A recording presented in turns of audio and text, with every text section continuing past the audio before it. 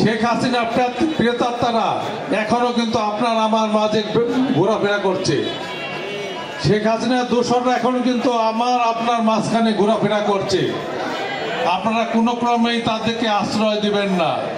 এবং প্রশাসনের প্রতি অনুরোধ, এই শেখ হাসিনার প্রেতাত্মারা যারা 16 বছর 17 বছর জনগণের উপরে নির্যাতন করেছে, এই বাজার হাটে চাঁদাবাজি করেছে, তাদেরকে আপনারা বয়কট করুন এবং আইন শৃঙ্খলা বাহিনীকে বলবো তাদেরকে গ্রেপ্তার করুন, নতুবা আইন শৃঙ্খলার অবনতি হওয়ার সম্ভাবনা দেখা দিতে পারে।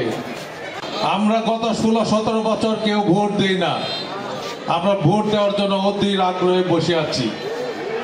এই অন্তর্বর্তীকালীন সরকারের কাছে আমাদের অনুরোধ, আপনারা দ্রুত আমাদের ভোট দেওয়ার ব্যবস্থা করুন। আপনারা যদি ভোট না দিয়ে দেশি বিদেশি চক্রান্তের মধ্যে পড়ে কালক্ষেপণ করতে থাকেন, তাহলে আপনারা যে জনপ্রিয়তা নিয়ে আসছিলেন, আমরাই আপনাদেরকে আনছিলাম, আপনারা সেই জনপ্রিয়তা হারিয়ে ফেলবেন।